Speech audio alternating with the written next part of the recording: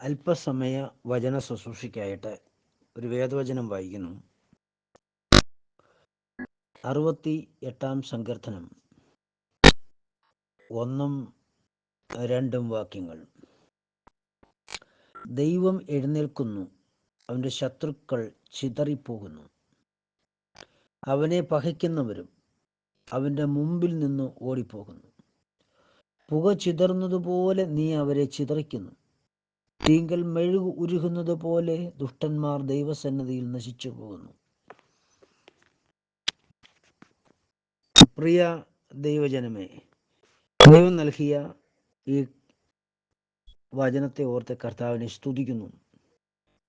ദൈവദാസനായ ദാവീദ് പാടിയ പാട്ടിൻ്റെ ചില 1-2 ചരണങ്ങളാണ് നമ്മളിപ്പോൾ പാടിയത്, വായിച്ചത്. ദൈവം എഴുന്നേൽക്കുന്നു, അവൻ്റെ ശത്രുക്കൾ ചിതറുന്നു. അവനെ പകയ്ക്കുന്നവരും അവൻ്റെ മുമ്പിൽ നിന്ന് ഓടിപ്പോകുന്നു. Price the Lord. യേശുക്രിസ്തു ആയ ദൈവം എഴുന്നേൽക്കുന്നു. യേശുക്രിസ്തുവായ ദൈവം എഴുന്നേൽക്കുക എന്ന വാക്കിൻ്റെ അർത്ഥം ഞാൻ മനസ്സിലാക്കുന്നത്, ദൈവത്തിൻ്റെ പ്രവൃത്തിക്കായി, താൻ ഉദ്ദേശിച്ച പ്രവൃത്തിയുടെ പൂർത്തീകരണത്തിനായി, ദൈവപ്രവൃത്തിക്കായി തന്നെ ദൈവം എഴുന്നേൽക്കുന്നു. ഹല്ലേലൂയ.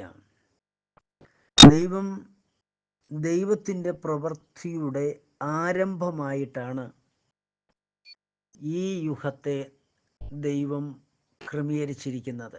ഈ യുഗം സമം കൃപായുഗം.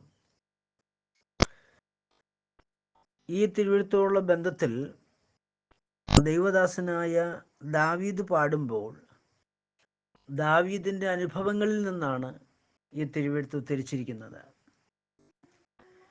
ദാവീദിന് ഈ കൃപായുഗത്തെക്കുറിച്ചോ ഈ പീരീഡിനെ കുറിച്ചോ ഒന്നും തന്നെ അറിയാമായിരുന്നില്ല. പക്ഷേ അവൻ ആത്മാവിൽ പാടിയിട്ടുണ്ട്, ഞാൻ രക്ഷയുടെ പാനപാത്രം എടുത്ത് കർത്താവിൻ്റെ നാമം വിളിച്ചപേക്ഷിക്കും. ആകയാൽ എന്നെ കേൾക്കുന്ന ദൈവജനമേ, ദാവീദിനെ സംബന്ധിച്ചിടത്തോളം, അല്ലെങ്കിൽ ന്യായപ്രമാണ വിശുദ്ധന്മാരെ സംബന്ധിച്ചിടത്തോളം ഒരു രക്ഷ അനിവാര്യമായിരുന്നു. അവർക്ക് മനസ്സിലായി, അവർ പാപത്താൽ ജനിച്ചു. എത്ര നീതി പ്രവർത്തിച്ചാലും പാപശരീരത്തിൽ ഇരിക്കുന്നു. അതിൻ്റെതായ ബലഹീനതകളും കുറവുകളും അവരിലുണ്ടെന്ന് അവർക്കറിയാം. ന്യായപ്രമാണം ആചരിക്കുമ്പോൾ തന്നെ അവർ വിശുദ്ധരാകുന്നത് സ്വയത്തിൽ പറ്റത്തില്ല എന്നുള്ള അനുഭവം, അല്ലെങ്കിൽ അനുഭവങ്ങളിലൂടെയുള്ള ഒരു ജീവിതം അവർക്കുണ്ടായിരുന്നു. അതുകൊണ്ടാണ് അവരുടെ ക്രിയാപ്രവർത്തികൾ, ന്യായപ്രമാണ വ്യവസ്ഥയിലുള്ള അവരുടെ ക്രിയകൾ കൊണ്ട് അവർക്ക് രക്ഷാപൂർത്തീകരണം പ്രാപിപ്പാൻ കഴിയില്ല എന്നുള്ള വിഷയത്തെക്കുറിച്ചുള്ള അറിവ് അവർ പ്രാപിച്ചു കഴിഞ്ഞപ്പോൾ അവർ ദൈവത്തോട് നിലവിളിച്ചു, ദൈവമേ, ഞങ്ങളുടെ ഈ പ്രവൃത്തികൾ കൊണ്ട് ഞങ്ങൾക്ക് രക്ഷഭദ്രമാകുന്നുവോ എന്ന് നിലവിളിക്കുമ്പോൾ ദൈവം അത് സംബന്ധിച്ച് അവരുടെ ഇടപെടലിനെ സംബന്ധിച്ചാണ് ദൈവദാസൻ പറയുന്നത്, ഞാൻ രക്ഷയുടെ പാനപാത്രം എടുത്ത് കർത്താവിൻ്റെ നാമം വിളിച്ചപേക്ഷിക്കും. ഇപ്പം രക്ഷിക്കപ്പെടണമെങ്കിൽ കർത്താവ് ഈ ഭൂമിയിൽ അവൻ്റെ പേരോടുകൂടി വെളിപ്പെടുകയും ആ പേര് എനിക്ക് വെളിപ്പെട്ട് കിട്ടിയാൽ മാത്രമേ എനിക്ക് രക്ഷ പ്രാപിക്കാൻ കഴിയത്തുള്ളൂ എന്ന് ദാവീദ് മനസ്സിലായി. സകല ശത്രു മനോഭാവത്തിന്, അല്ലെങ്കിൽ ശത്രു എന്ന ആ വാക്കിൻ്റെ പിറകിൽ പ്രവർത്തിക്കുന്നത് മരണമാണ്. എബ്രായ ലേഖനം 2-ാം അധ്യായത്തിൻ്റെ 14-ാം വാക്യം നമ്മൾ പഠിക്കുമ്പോൾ, മക്കൾ ജഡരക്തങ്ങളോട് കൂടി ഉള്ളവരാകിയാൽ അവനും അവരെ പോലെ ജഡരക്തത്തോടു കൂടി ഉള്ളവനായി മരണത്തിൻ്റെ അധികാരിയായ പിശാചിനെ തൻ്റെ മരണത്താൽ നീക്കി. പാപത്തിൽ നിന്ന് ഉത്ഭവിക്കുന്ന പരിണത ഫലമാണ് മരണം. അപ്പോൾ അവർക്ക് രക്ഷ പ്രാപിക്കണമെങ്കിൽ ശത്രു സംഹാരം പൂർണ്ണതയിലേക്ക് എത്തിച്ചേരണമെങ്കിൽ, പിശാചിന്റെ മേൽ അവർക്ക് പൂർണ്ണ ഒരു ജയമുണ്ടാകണമെങ്കിൽ, രക്ഷിതാവായ കർത്താവിലൂടെ മാത്രമേ, അവൻ്റെ പരിശുദ്ധമായ പേരിലൂടെ മാത്രമേ ആ രക്ഷാപൂർത്തീകരണം പ്രാപിക്കുവാൻ കഴിയത്തുള്ളൂ എന്ന് ദാവീദ് ആത്മാവിൽ മനസ്സിലാക്കി. ഇക്കാരണങ്ങളാൽ ദാവീദ് ആത്മാവിൽ പാടിയ ഒരു സങ്കീർത്തനമാണ് ഞാൻ രക്ഷയുടെ പാനപാത്രം എടുത്ത് കർത്താവിൻ്റെ നാമം വിളിച്ചപേക്ഷിക്കും. Praise the Lord. ദേവദാസന്റെ പ്രത്യാശയിൽ നിന്ന് വന്ന പാട്ടാണത്. പാട്ടിൻ്റെ ഒരടിയാണ്, അല്ലെങ്കിൽ പാട്ടിൻ്റെ ഒരു വരിയാണത്. ഹല്ലേലൂയ. പ്രിയരെ, എല്ലാ ശത്രു സംഹാരത്തിൻ്റെയും പിറകിൽ, സ്തോത്രം, നമ്മളെ മനുഷ്യനോടുള്ള ബന്ധത്തിൽ അലട്ടുന്ന എല്ലാ പ്രശ്നത്തിനും പരിഹാരം പിശാചിന്റെ മേലുള്ള ജയമാണ്. 116 സങ്കീർത്തനത്തിന്റെ 13 വാക്യത്തിൽ ഇങ്ങനെ എഴുതിയിരിക്കുന്ന, രക്ഷയുടെ പാനപാത്രം എടുത്ത് കർത്താവിന്റെ നാമം വിളിച്ചപേക്ഷിക്കും. എന്നെ കേൾക്കുന്ന പ്രിയ സഹോദരങ്ങളെ, കർത്താവ് എന്നുള്ള ദൈവത്തിന്റെ പേരല്ല, ദൈവത്തിന്റെ പേര് യേശു ക്രിസ്തു എന്നുള്ളതാണ്. അങ്ങനെയാണെങ്കിൽ ദാവീദ് പ്രത്യാശയായി കണ്ടതാണ് എല്ലാ പ്രശ്നത്തിനും, എല്ലാ പ്രതികൂലങ്ങൾക്കും കാരണം അവൻ പിശാചാകുന്നു. ഈ പിശാചിൽ നിന്നുള്ളൊരു ജയം പ്രാപിക്കണമെങ്കിൽ അത് കർത്താവിൻ്റെ പേര് വെളിപ്പെടണം. ആ പേര് വെളിപ്പെടുമ്പോൾ മാത്രമേ ഞാൻ ആഗ്രഹിക്കുന്ന പോലെ, എൻ്റെ പൂർവ്വന്മാർ ആഗ്രഹിക്കുന്ന പോലെ രക്ഷാപൂർത്തീകരണം ഉണ്ടാകുകയുള്ളൂ. ഇതിനെക്കുറിച്ചുള്ള ആശമൂത്ത് പ്രത്യാശയിൽ നിലകൊണ്ട ദൈവദാസന്മാർ വിശ്വാസ കണ്ണാൽ ആ വാഗ്ദത്ത ദേശത്തെ മുന്നമേ കണ്ടിട്ട് അവരെല്ലാം മരണമടഞ്ഞു. അതുകൊണ്ട് എബ്രായ ലേഖനത്തിൽ പറയുന്നത്, ദൈവം ശില്പിയായി നിർമ്മിച്ചതും ദൈവം അടിസ്ഥാനമിട്ടതുമായ ഒരു നഗരത്തിനായി അവർ കാത്തിരുന്നു. ദൈവദാസനായ അബ്രഹാമും ഇസഹാക്കും യാക്കോബും, അതിനു മുമ്പുള്ള നോഹയ്ക്ക് മുമ്പുണ്ടായിരുന്ന ഹാനോക്കും ശേമും ആദമും ഉൾപ്പെടെയുള്ള എല്ലാ വിശുദ്ധന്മാരും ദൈവം അടിസ്ഥാനമായിടുന്ന, അല്ലെങ്കിൽ ദൈവം ശില്പിയായി നിർമ്മിക്കുന്നതായ, അടിസ്ഥാനമിടുന്നതായ ഒരു ഭവനം, ആ ഭവനത്തിനായി കാത്തിരുന്നു കൊണ്ടാണ് അവര് ഈ പ്രത്യാശാ ഭവനത്തെ കുറിച്ചുള്ള പ്രത്യാശ ജീവിതം നയിച്ച് മുന്നോട്ട് പോയിക്കൊണ്ടിരുന്നത്. ഹല്ലേലൂയ. എന്നെ കേൾക്കുന്ന പ്രിയരെ, സാത്താനെ ജയിക്കുക, പ്രതികൂലങ്ങളെ ജയിക്കുക, ഇതെല്ലാം ദൈവമക്കൾ എക്കാലങ്ങളിലും ആഗ്രഹിച്ചിരുന്നൊരു വിഷയമാണ്. എബ്രായ ലേഖനം 11-ാം അധ്യായത്തിന്റെ 10-ാം വാക്യത്തിൽ വായിക്കുന്നത്, സ്തോത്രം, ദൈവം ശില്പിയായി നിർമ്മിച്ചതും അടിസ്ഥാനമുള്ളതുമായ നഗരത്തിനായി കാത്തിരുന്നു. ദൈവം ശില്പിയായി നിർമ്മിക്കുന്ന യേശുക്രിസ്തുവിന്റെ അടിസ്ഥാനമായിരിക്കുന്ന ഒരു നഗരം, അതാണ് കൃപായുഗത്തിൽ ദൈവം സ്ഥാപിക്കുന്നത്. ദൈവം ഒരു രാജ്യം സ്ഥാപിക്കുകയാണ് കൃപായുഗത്തിൽ, യേശുക്രിസ്തു മുഖാന്തരം. ആ രാജ്യത്തിന്റെ പേരാണ് ദൈവരാജ്യം. ദൈവരാജ്യത്തെ ദൈവം നിർമ്മിക്കുന്ന പീരീഡാണ് കൃപായുഗം. അതിൻ്റെ പ്രാരംഭ ദിവസം പെന്തക്കോസ്ത് നാളാണ്. ഈ ദിവസത്തെ, അല്ലെങ്കിൽ ഈ ദൈവം അടിസ്ഥാനമിടുന്നതായ, ശില്പിയായി നിർമ്മിക്കുന്നതായ ഈ നഗരത്തിനായി അബ്രഹാം കാത്തിരുന്നു. അബ്രഹാമിലൂടെ ഇസഹാക്ക് കാത്തിരുന്നു. ഇസഹാക്കിലൂടെ യാക്കോബ് കാത്തിരുന്നു. ഹല്ലേലൂയ. പിന്നെ വിശുദ്ധന്മാരുടെ വലിയൊരു ശൃംഖല തന്നെ ശേഷം ദൈവദാസൻ, എബ്രായ ലേഖനം എഴുതിയ ദൈവദാസൻ വിവരിച്ചുകൊണ്ടാണ് പറയുന്നത്, ദൈവം അടിസ്ഥാനമിട്ടിരിക്കുന്ന ഭവനം. ഇതിൻ്റെ എല്ലാം ബേസിക്കില് യേശുക്രിസ്തു മുഖാന്തരം ദൈവം ഒരു അടിസ്ഥാനമിടുകയാണ്. എന്തിന്? ശത്രുവിനെ കീഴ്പ്പെടുത്തുവാൻ. നമ്മൾ എബ്രായ ലേഖനം 2 അതാ വായിച്ചത്. എന്താണ്? മക്കൾ ജഡരക്തങ്ങളോട് കൂടിയുള്ളവരാകിയാൽ അവനും അവരെ പോലെ ജഡരക്തത്തോടു കൂടിയുള്ളവനായി മരണത്തിന്റെ അധികാരിയായ പിശാചിനെ തൻ്റെ മരണത്താൽ നീക്കുക. അപ്പം മരണത്തിന്റെ അധികാരിയായ പിശാച് മനുഷ്യവർഗത്തെ ഞെരുക്കിയ ആ ഞെരുക്കത്തിൻ്റെ വീർപ്പുമുട്ടലിൽ അവർ ആത്മാവിൽ പാടി പ്രാർത്ഥിച്ച് നിലവിളിച്ച് കരഞ്ഞ് ദൈവത്തോട് ചേർന്നിരുന്ന ആത്മാവിൽ കർത്താവാകുന്ന ദൈവത്തിൻ്റെ പ്രവൃത്തികളെക്കുറിച്ചുള്ള വെളിപ്പാടിനെ മനസ്സിലാക്കി കഴിഞ്ഞപ്പോൾ ഒരു പീരീഡ് അവർക്ക് വെളിപ്പെട്ടു. ആ പീരീഡിനെ കുറിച്ചുള്ള അറിവ് പ്രാപിക്കേണ്ടതിന് ആത്മാവിൽ വിവേചിച്ചും ആത്മാവിൽ ആ സമയത്തെക്കുറിച്ച് ആരാഞ്ഞും എന്നിട്ട് പ്രത്യാശയോടെ അവർ വിശ്വാസത്തിൽ ബലഹീനരാകാതെ കർത്താവിനോട് ചേർന്ന് നടന്ന് അവരാ രക്ഷാപൂർത്തീകരണത്തിനായി കാത്തിരുന്നു. അതുകൊണ്ട് ദാവീദ് 115 സങ്കീർത്തനത്തിൻ്റെ 13 വാക്യത്തിലൂടെ ഞാൻ രക്ഷയുടെ പാനപാത്രം എടുക്കും, എനിക്ക് രക്ഷിക്കപ്പെടേണ്ടതിന് സ്തോത്രം, ഞാൻ ദൈവസന്നിധിയിൽ ഒരു ആരാധന നടത്തുകയാണ്. ആമേൻ. എന്താണ് ആരാധന? എൻ്റെ കർത്താവിൻ്റെ പേര് ഈ പ്രപഞ്ചത്തിൽ വെളിപ്പെടും, അതൊരിക്കൽ എനിക്കും വെളിപ്പെടും. എന്താണ് കർത്താവിൻ്റെ പേര്? യേശുക്രിസ്തു എന്ന പേര്.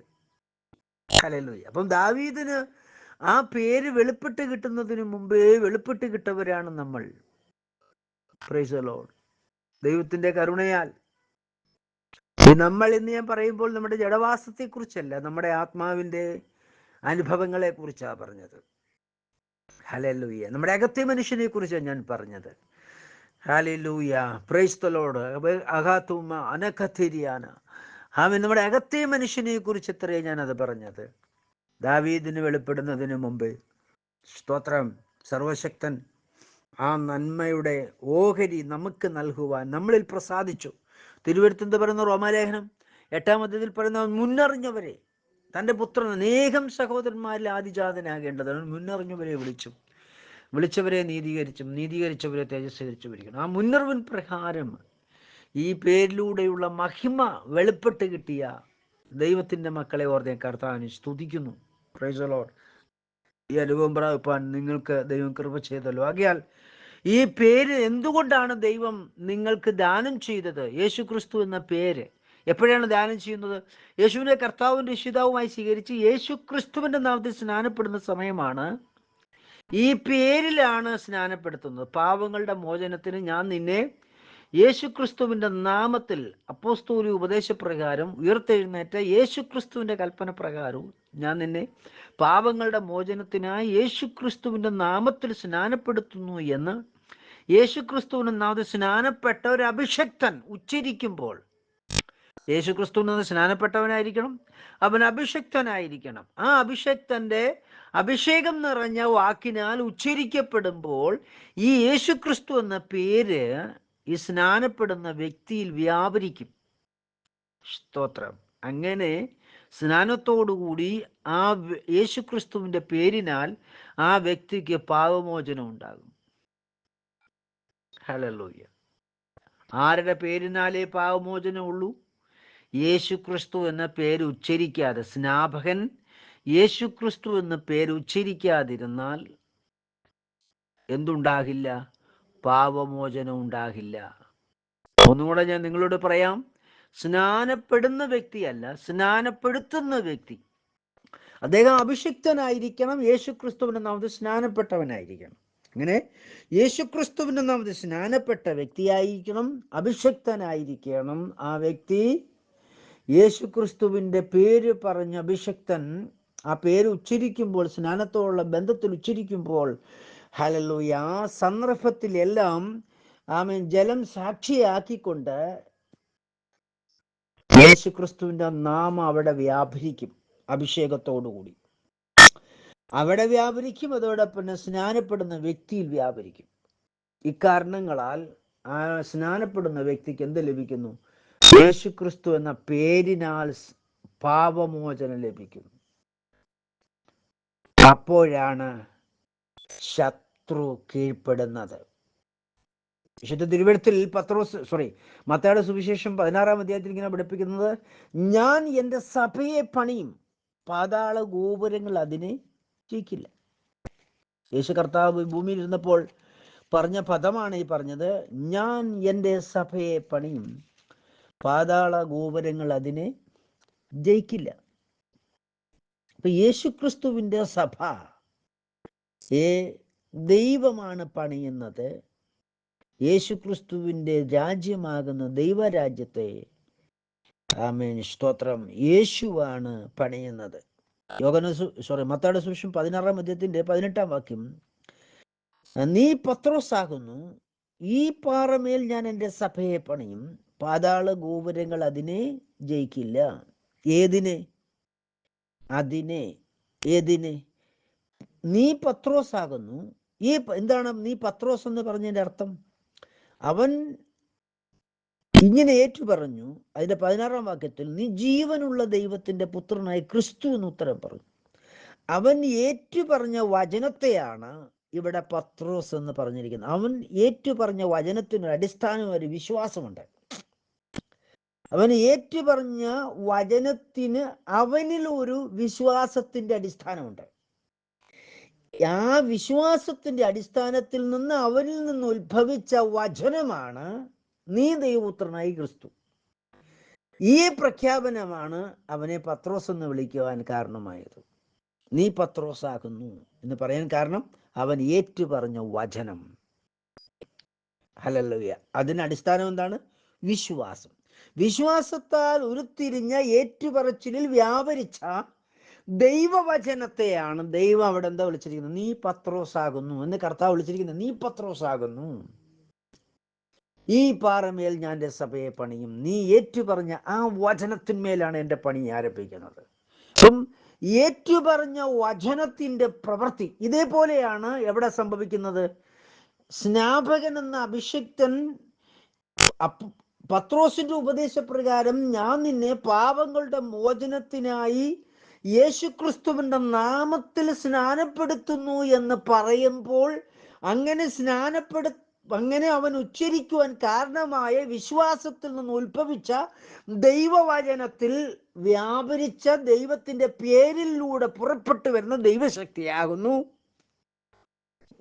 ഏതൊരു സ്നാനപ്പെടുന്ന വ്യക്തിക്കും പാപമോചനത്തിന് കാരണമാകുന്നു.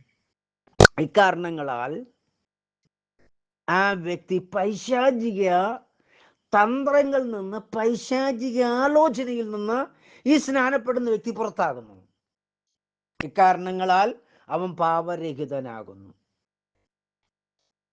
ആകയാൽ കർത്താവിന്റെ വചനം പറയുന്നു, നീ പത്രോസാകുന്നു, ഈ പാറമേൽ ഞാൻ എൻ്റെ സഭയെ പണിയും, പാതാള ഗോപുരങ്ങൾ ഏതിനെ? വളരെ ഇമ്പോർട്ടൻ്റ് ആണ്. ഏതിനെ? സാത്താന്റെ മേലൊരു ജയം, സാത്താനിയ തന്ത്രങ്ങളിൽ നിന്ന് ജയം ഉണ്ടാകണമെങ്കിൽ ദാവീദ് ആത്മാവിൽ ഈ വിഷയത്തെ കണ്ടു. എനിക്ക് എന്തു വേണം? എനിക്ക് രക്ഷയുടെ പാനപാത്രം എടുത്ത് പറയണമെങ്കിൽ ഞാൻ വിളിച്ചപേക്ഷിക്കുന്ന ഈ അഡോണി എന്ന് ഞാൻ വിളിച്ചപേക്ഷിക്കുന്ന എൻ്റെ കർത്താവിൻ്റെ പേരെനിക്ക് വെളിപ്പെടണം. ആ പേരിലൂടെയാണ് എനിക്ക് മോചനം ഉണ്ടാകുന്നത്. എന്നാൽ മാത്രമേ ശത്രുവിനെ എൻ്റെ പാദപീഠമാക്കുവാൻ കഴിയത്തുള്ളൂ. ഇത് ദാവീദിനോട് അറിയാമായിരുന്നു. 110 സങ്കീർത്തനത്തിന്റെ 1-ാം വാക്യത്തിൽ പറയുന്നത്, എൻ്റെ കർത്താവിനോട്, ഞാൻ നിന്റെ ശത്രുക്കളെ പാദപീഠമാക്കുവോളം നീ എൻ്റെ വലതുവശത്തിരിക്കുക. അപ്പം കർത്താവാകുന്ന ദാവീദ് വിശ്വാസത്തിൻ്റെയും അതിൻ്റെ ഫലമായിട്ടുള്ള പ്രത്യാശയുടെയും വഴിയിലൂടെ യാത്ര ചെയ്തപ്പോൾ അവനിൽ നിന്ന് വെളിപ്പെട്ടു വന്ന, അവൻ്റെ അഭിഷേകത്തിലൂടെ വെളിപ്പെട്ടു വന്ന പാട്ടിൻ്റെ ഒരു വരിയാണ്, ആദ്യത്തെ വരിയാണ് 110 സങ്കീർത്തനത്തിന്റെ 1-ാമത്തെ വരി. ഞാൻ നിന്റെ ശത്രുക്കളെ പാദപീഠമാക്കുവോളം. കർത്താവ് എൻ്റെ കർത്താവിനോട്, അവൻ പറയാണ്, അഡോണി എൻ്റെ കർത്താവിനോട്. അപ്പം ദാവീദിന്റെ കർത്താവ് ആരാണ്? ക്രിസ്തുവേശുവാണ്. ദാവീദിന്റെ കർത്താവ് ക്രിസ്തുവേശുവാണ്, അല്ലെ യേശു ക്രിസ്തുവാണ് ദാവീദിന്റെ കർത്താവ്. ഹല്ലേലൂയ. അപ്പം അവന്റെ കർത്താവിനോട് അരുളി ചെയ്യുക. ആര്? അവൻ അഡോണി എന്ന് വിളിക്കുന്ന, അവൻ കർത്താവെ എന്ന് വിളിക്കുന്ന, അവൻ യഹോവ എന്ന് വിളിക്കുന്ന അതേ കർത്താവ് പറയുകയാണ്, ആ കർത്താവ് അരുളി ചെയ്യുകയാണ്, അവനിങ്ങനെ വെളിപ്പെടുകയാണ്, അവൻ മനസ്സിലാക്കുകയാണ്. എന്താണ്? ആ കർത്താവ് അരുളി ചെയ്യുകയാണ്, എൻ്റെ രക്ഷിതാവായ യേശു ക്രിസ്തുവിലൂടെയാണ് എനിക്ക് രക്ഷാപൂർത്തീകരണം ഉണ്ടാകുന്നത്. ആ രക്ഷാപൂർത്തീകരണത്തിൻ്റെ തുടക്കം എൻ്റെ കർത്താവിൻ്റെ പേര് വേണം. ആ പേരിനെ ഏറ്റുപറയുന്ന ആ ഏറ്റുപറച്ചിലിൽ വ്യാപരിക്കുന്ന ദൈവശക്തിയിലൂടെ എനിക്ക് പാവമോചനം ലഭിക്കാനുള്ളത്. ആ പാവമോചനങ്ങളിലൂടെയാണ് ഞാൻ ശത്രുവിനെയും ജയിക്കുന്നത്.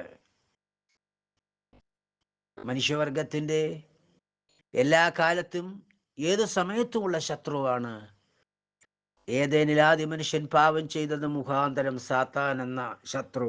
അവർക്ക് മനുഷ്യവർഗത്തിന് സാത്താൻ എന്ന ശത്രുവിൻ്റെ കീഴിൽ അകപ്പെട്ടുപോകാനുള്ള കാരണം ആദ്യ മനുഷ്യൻ്റെ പാപമാണ്. ആദ്യ മനുഷ്യൻ്റെ പാവം മുഖാന്തരമായി സാത്താൻ എന്ന ശത്രുവിന് മനുഷ്യവർഗങ്ങളെല്ലാം അടിമയായി തീർന്നു, നുഖത്തിലായിപ്പോയി.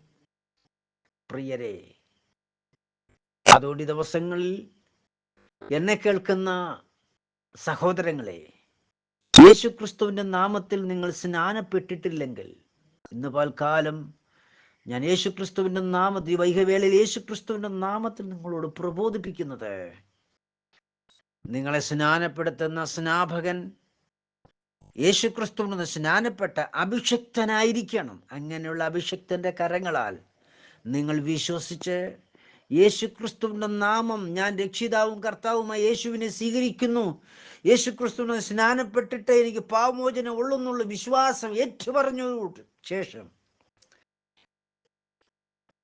സ്നാപകൻ നമ്മളോട് സ്നാനക്കളത്തിൽ ഇറങ്ങുമ്പോൾ ഒരു ക്വസ്റ്റ്യൻ ചോദിക്കും, ചില കാര്യങ്ങൾ ചോദിക്കും. അതിൽ നമ്മൾ വിശ്വസിക്കുന്നു ഏറ്റുപറയുമ്പോൾ നമ്മുടെ വിശ്വാസത്തിൻ്റെ ഏറ്റുപറച്ചിലാലും വിശ്വസിക്കുന്നതിനെ സ്നാനപ്പെടുത്തുക എന്നുള്ള ദൈവകൽപ്പന പ്രകാരം, പത്രോസിന്റെ ഉപദേശപ്രകാരം, ഞാൻ നിന്നെ യേശുക്രിസ്തുവിൻ്റെ നാമത്തിൽ പാപങ്ങളുടെ മോചനത്തിനായി സ്നാനപ്പെടുത്തുന്നു എന്ന് സ്നാപകൻ പറയുമ്പോഴുണ്ടാകുന്ന രണ്ട് കാര്യം. ഒന്ന്, സ്നാനപ്പെടാൻ നിൽക്കുന്ന വ്യക്തിയുടെ ഏറ്റുപറച്ചിൽ, അതിന് ഉത്ഭവിച്ച വിശ്വാസവും, സ്നാനപ്പെടുത്തുന്ന വ്യക്തി സ്നാനപ്പെടുത്താൻ വേണ്ടി ഉച്ചരിക്കുന്ന യേശുക്രിസ്തുവിന്റെ പേര്, അത് ഉത്ഭവിക്കുവാൻ ഈ സ്നാനപ്പെടുത്തുന്ന അഭിഷക്തന് ഉത്ഭവിച്ച വിശ്വാസത്തിന്റെ പ്രഖ്യാപനവും കൂടിക്കലർന്നു രണ്ട് സാക്ഷ്യമൊഴി. സ്വർഗത്തിലും ഭൂമിയിലും യേശുക്രിസ്തുവിന്റെ പേരിലുള്ള രണ്ട് സാക്ഷ്യമതി സ്വർഗത്തിലും ഭൂമിയിലും ഉറപ്പാക്കുന്ന പ്രവൃത്തിയായി പാപങ്ങളുടെ മോചനത്തിനായി യേശുക്രിസ്തുവിന്റെ നാമത്തിലുള്ള വ്യാപാര ശക്തിയാൽ, എങ്കിലും നമ്മിൽ വ്യാപരിക്കുന്ന ഈ അത്യന്ത ശക്തിയാൽ ഉണ്ടാകുന്ന പ്രതിക്രിയയാണ് പാപമോചനം. എന്നാൽ മാത്രമേ മത്തായിയുടെ സുവിശേഷം 16-ാം അധ്യായത്തിൽ യേശുക്രിസ്തു പറയുകയാണ്, നീ പത്രോസാകുന്നു, ഈ പാറമേൽ ഞാൻ എൻ്റെ സഭയെ പണിയും, പാതാള ഗോപുരങ്ങൾ അതിനെ ജയിക്കില്ല. പാതാള ഗോപുരങ്ങൾ ജയിക്കാതിരിക്കണമെങ്കിൽ പത്രോസ് മുഖാന്തരം സ്ഥാപിച്ചിരിക്കുന്ന ദൈവിക ഉപദേശപ്രകാരം യേശുക്രിസ്തുവിൻ്റെ പേര് പറഞ്ഞ് സ്നാനപ്പെടണം. പ്രിയരെ, ഈ പ്രപഞ്ചത്തിൽ രണ്ട് യജമാനനേ ഉള്ളൂ. ഒന്നുകിൽ യേശുക്രിസ്തു എന്ന യജമാനൻ, അല്ലെങ്കിൽ സാത്താൻ എന്ന, ബെയേസെബൂൽ എന്ന, അർണോൽ പുത്രരെ ശുക്രൻ എന്ന് വിളിക്കുന്ന, ലൂസിഫർ എന്ന് വിളിക്കുന്ന, മഹാസർപ്പം എന്ന് വിളിക്കുന്ന യജമാനൻ. അങ്ങനെ രണ്ട് യജമാനേ ഉള്ളൂ. ഒരു യജമാനന് ഒരു പേരേ ഉള്ളൂ, അത് യേശുക്രിസ്തു എന്ന് മാത്രമാണ്. രണ്ടാമത്തെ യജമാനന് പല പേരുകളാണ്. എന്നെ കേൾക്കുന്ന പ്രിയ സഹോദരങ്ങളെ, ഈ രണ്ട് യജമാനല്ലാതെ വേറൊരു യജമാനൻ ഈ പ്രപഞ്ചത്തിലില്ല. സ്വർഗത്തിലെങ്കിലോ ഭൂമിയിലെങ്കിലോ പാതാളത്തിലെങ്കിലോ, ഹല്ലേലൂയ, സർവ ലോകത്തിലും യേശുക്രിസ്തു എന്ന ഏക യജമാനൻ ദൈവത്തിന്റെ സ്ഥലത്തിലും ഇരുളിന്റെ, അന്ധകാരത്തിന്റെ, പാപത്തിന്റെ, അതിക്രമത്തിന്റെ, തിന്മയുടെ ഭാഗത്തായി സാത്താൻ എന്ന യജമാനൻ നിൽക്കുകയാണ്. നിങ്ങൾക്ക് ഈ രണ്ട് യജമാനൻ ഒഴികെ ഒരു ജീവിതമില്ല. യേശുക്രിസ്തു എന്ന പേരിനെ ധരിക്കാത്ത ഏതൊരു വ്യക്തിയും സാത്താന്റെ അവകാശത്തിന് കീഴില്ല. കാരണം ജനിച്ചിരിക്കുന്ന പാപത്തിലാണ്. പാപം സാത്താൻ. അങ്ങനെയാണെങ്കിൽ ജഡത്തിൽ അമ്മ പ്രസവിച്ചത് സാത്താന്റെ പുത്രന്മാരും പുത്രിമാരുമായിട്ടാണ് ഈ ഭൂമിയിൽ മനുഷ്യനെ ജനിപ്പിക്കുന്നത്. ആരും ജഡം സംബന്ധിച്ച് പാപരഹിതനായി ജനിക്കുന്നില്ല. അമ്മയുടെ ഗർഭപാത്ര മുഖാന്തരം ഈ ഭൂമിയിൽ ജനിക്കുന്ന ഏതൊരു മനുഷ്യനും, ഭൂമിയിലെ പുരുഷന്റെ ഇഷ്ടപ്രകാരം ജനിച്ചിട്ടുള്ള ഏതൊരു മനുഷ്യനും പാപത്തെ ഗർഭം ധരിച്ചു പാപത്തെ പ്രസവിക്കുകയാണ്. ആകയാൽ അവരുടെ അപ്പൻ സമം പാപം, പാപം സമം സാത്താൻ. സാത്താന്റെ പുത്രന്മാരും പുത്രിമാർക്കും സാത്താന്റെ പിതൃത്വം എന്നേക്കുമായി അവസാനിച്ചിട്ട് ദൈവത്തിന്റെ പിതൃത്വം ലഭിക്കണമെങ്കിൽ യേശു ക്രിസ്തുവിന്റെ പേര് പറഞ്ഞ് സ്നാനപ്പെടുത്തണം സ്നാപകൻ.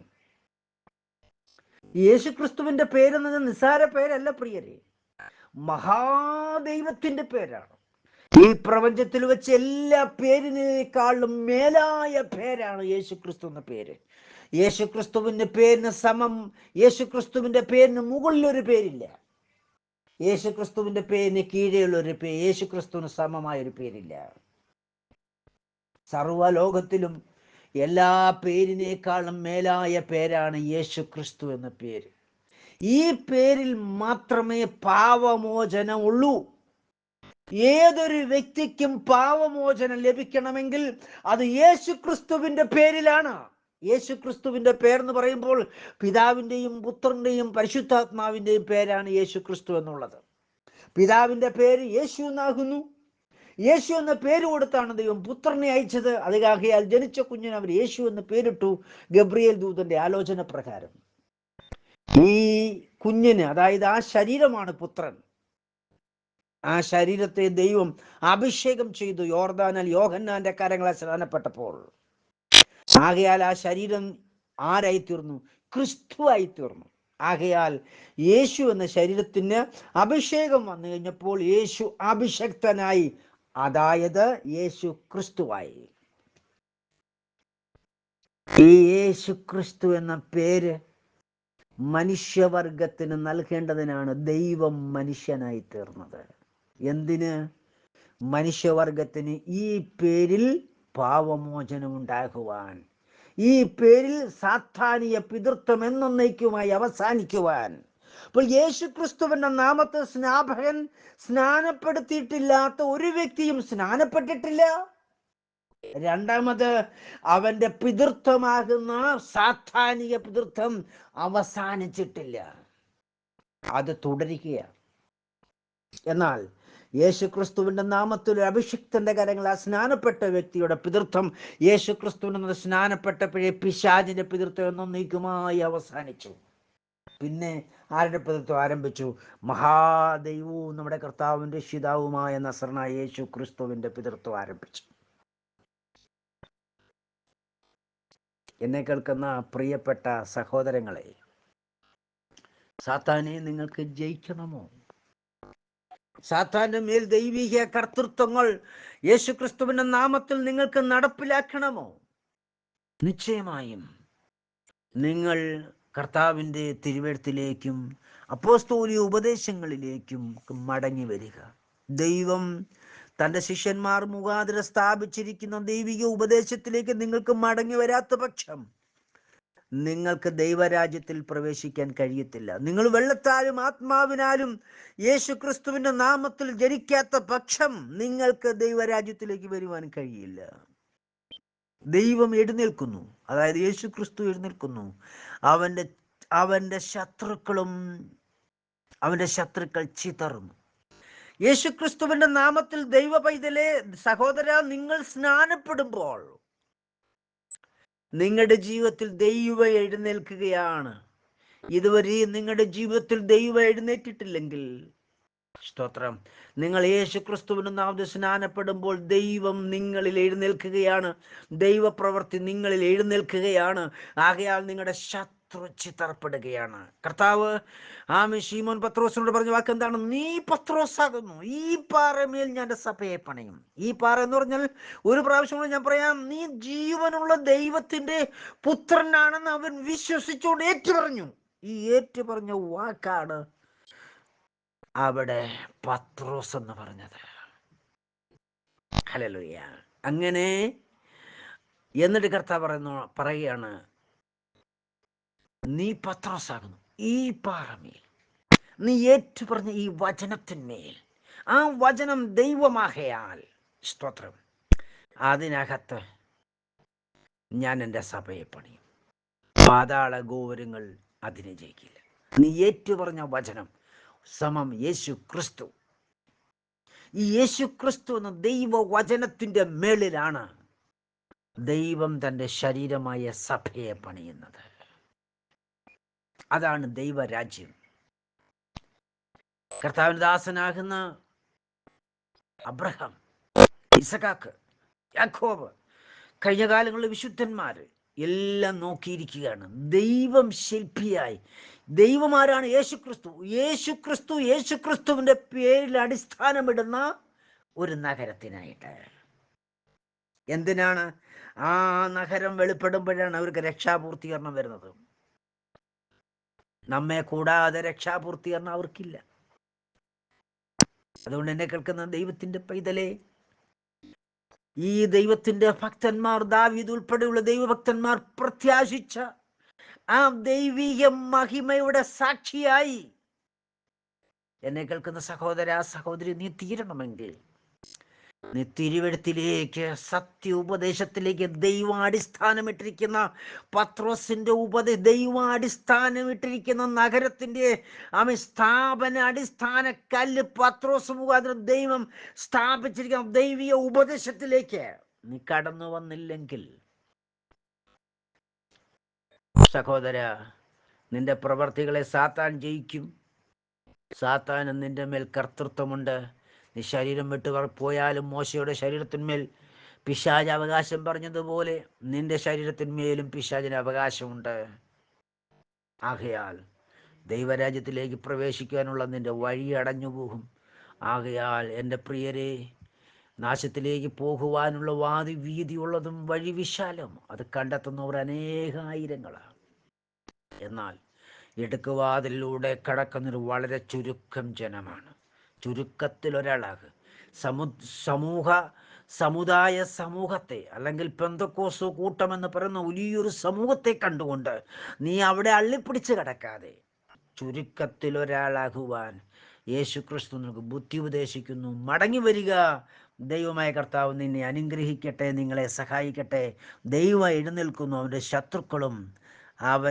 അവൻ്റെ ശത്രുക്കൾ ചിതറിപ്പോകുന്നു. അവനെ പകയ്ക്കുന്നവരും യേശുക്രിസ്തുവിൻ്റെ നാമത്തെ പകയ്ക്കുന്നവരും അവൻ്റെ മുമ്പിൽ നിന്ന് ഓടിപ്പോകുന്ന ദിവസം വിദൂരമല്ല.